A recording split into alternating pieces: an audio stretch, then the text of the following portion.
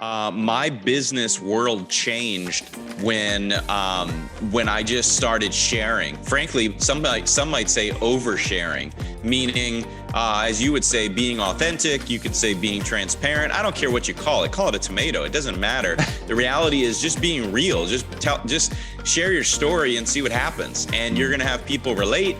You're going to have people not relate. You're going to have people tell you you're crazy. But from a sales perspective, I think that's the key. Every employee benefits broker and industry partner dreams of achieving great things. The bad news is that success doesn't come easy.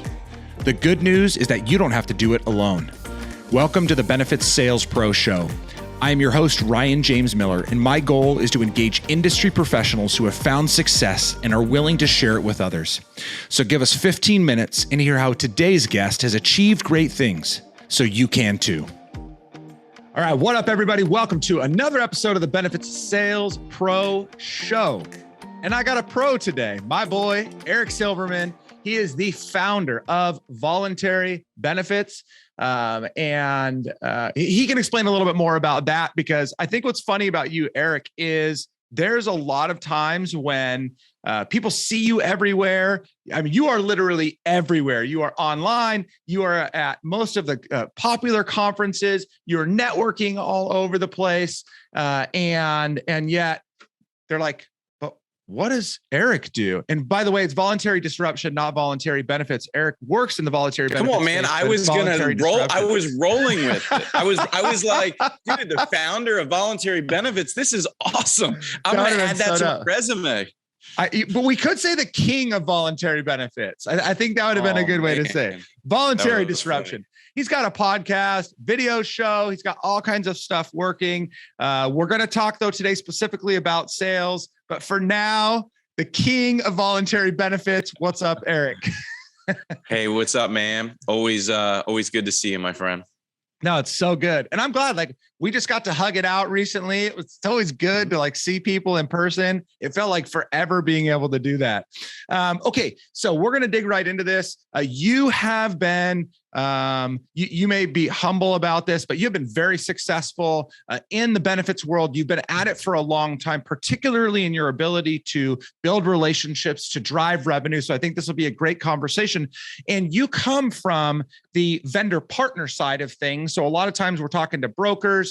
They have their kind of own bent here. You're on the partnership side of things. So first question out of the gate, what is your opinion on the sales environment in the industry as you see it today?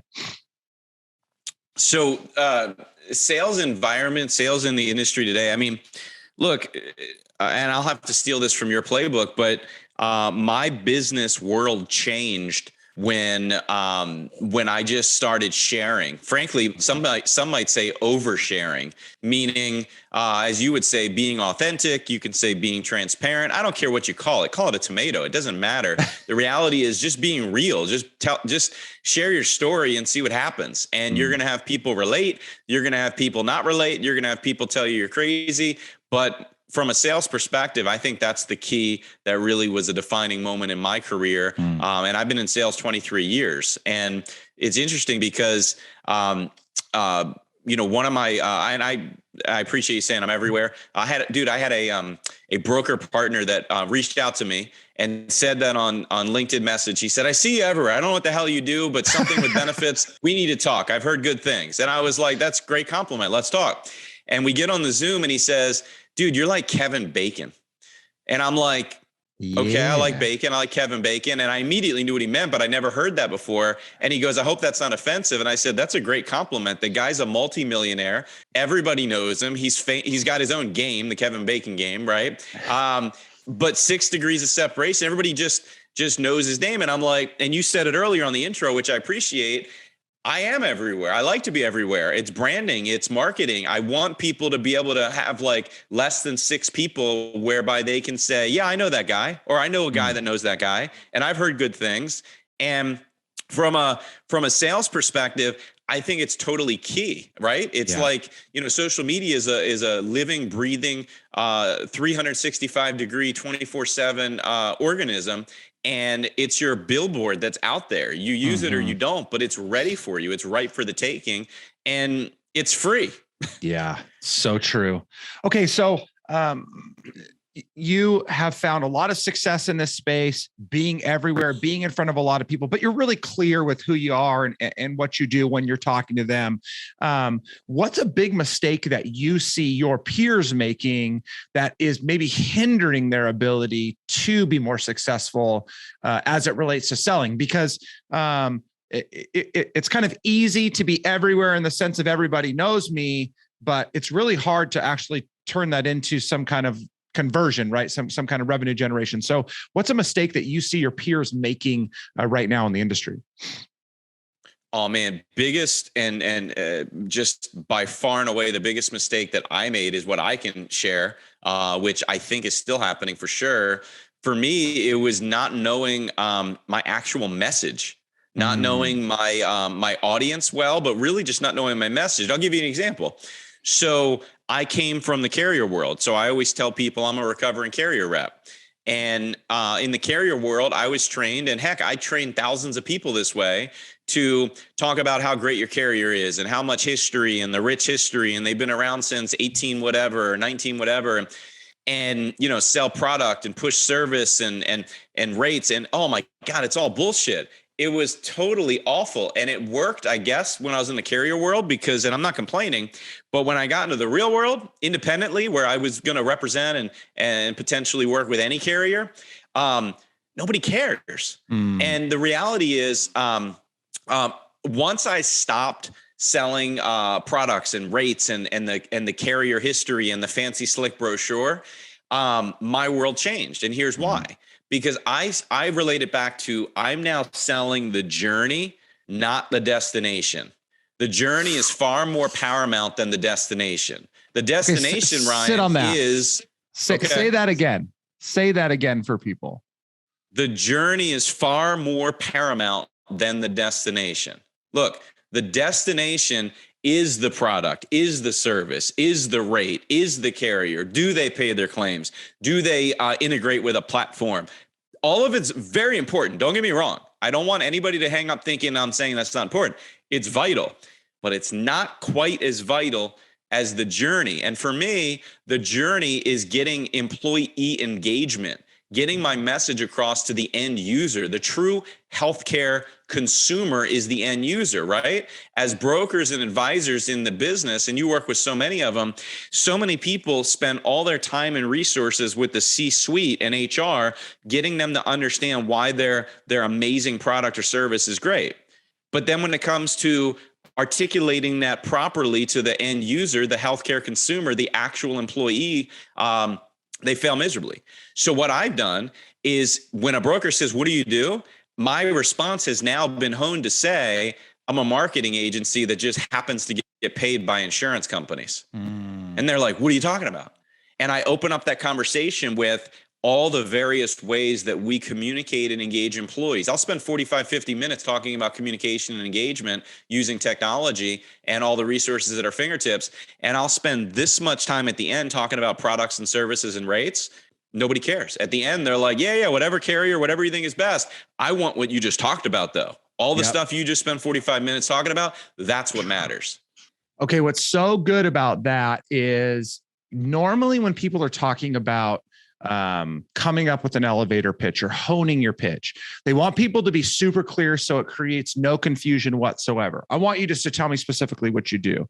What I love about what you did there is I know what marketing is. I know what insurance companies are, but you create a little bit of a lot of curiosity in, well, what does that actually mean? And so I like that invites another conversation or another question. So you create dialogue, which you're really good at then having those conversations. So I think that is just so smart. And again, back to journey, not destination is just so powerful for people. And I think that people know that in their head, but they don't actually believe that in their heart because they go right to the destination when they're selling. So that's wonderful. So what today, normally I say like, what's a big challenge that you've seen other people face, but I would love to hear. So today, not in the past, right now, Eric Silverman, voluntary disruption, known by a lot of people. what is one challenge that you face in consistently growing your business or even maintaining the success that you've had? For me personally, right now, something I'm still dealing with. Yeah. Just bandwidth. Just the fact that I don't like to say no, like most human beings. I'm a giver. I've not yet mastered the art of saying no. I've always been a volume type of guy. So I built an incredible business in the carrier world, and to this day, based on the backs of small, mid-sized companies. Sure, we have large clients. We have some mega clients with multiple thousands of employees, but by and large, hundreds and hundreds of accounts are the bread and butter of our existence. Well, I'm a big guy based on a ton of singles are going to win the game. You're going to start scoring runs. I'm a baseball guy.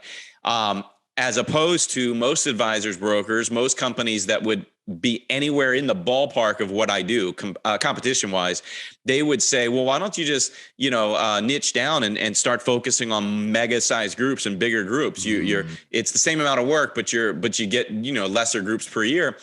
I just wasn't brought into the business that way. And here's the thing, I have a philosophical challenge with that. And here's why. I don't believe because an employee's making 30, 40, 50, 80 grand a year working at a 6-person group, I don't believe it's right that they should have shit benefits because they chose to make their 80 grand not at a 5,000 person group. They can make 80 grand working at a 5,000 person group and have the most incredible benefits ever. Well, they're making 80 grand working for a small business in their local community and they have shit benefits. How is that right? So dude, I'm an Oriole fan. I'm always rooting for the underdog. So I'm here to support small and mid-sized business. Now I think that's wonderful. I mean, bandwidth is obviously a challenge, but what I like too is that last piece, you really connecting it back to your own belief system. And I think that that's so important, is just being true to what you believe, not true to what you hear is working for somebody else. It's great to pick up on that. Somebody's listening right now and they're like, I'm learning from Eric sharing, but at the same time, it's got to be with what resonates with your heart. So I love that. Right. Okay. Final question. You've been in this business for 20 plus years, you said. What is one piece of advice that you would have given to yourself 20 years ago that would help you to be more successful than you are right now? I mean, I said a little bit of all of it. Journey versus destination. I can't stress enough. I would have stopped selling product and service and rates and carrier. But here's where it really answers the question. I branded myself as a carrier guy. I did not have a name. I was literally that carrier name guy. Every company I went to, every meeting, shook hands. Oh yeah, that's the so-and-so guy.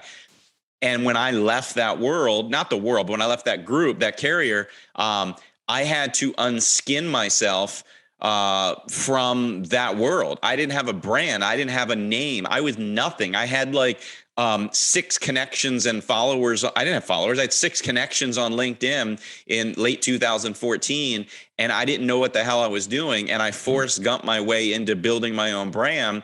And I did so comically, quite frankly. I did so just out of necessity. The motherhood of invention is necessity, right? I just started putting fun shit on LinkedIn that caught attention and built my brand. And to me, it's branding. I would have built my personal brand. I didn't know that a coach like you, this is not a plug for you, it's just a fact. I didn't know guys like you existed. I didn't know you. I didn't know our friend Annie Neary. I didn't know there were LinkedIn coaches. Maybe they existed. I don't know. I just plugged away and figured it out on my own. And I don't believe in luck, so I can't say get lucky. I think luck is just a combination of sweat and hard work and perseverance, right? You don't believe in goals. I don't believe in luck. Touche. No, it's good, man. All right, guys.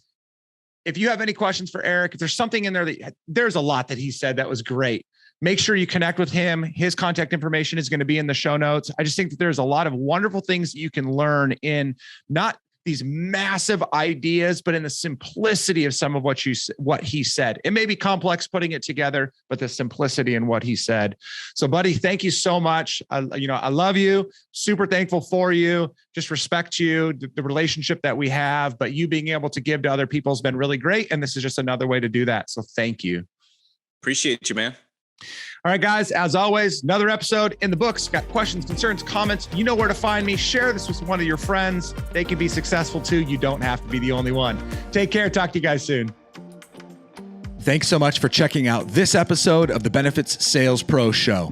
Please make sure to like this episode, subscribe to the channel, and share it with your friends. I also invite you to check out thebenefitsalespro.com. We have created a digital platform that includes both live and on-demand video trainings, quick tips, and a multitude of branding, prospecting, and selling resources that are downloadable for you today. So visit www.thebenefitsalespro.com and grab a free copy of the High Performance Sales Playbook while you're there.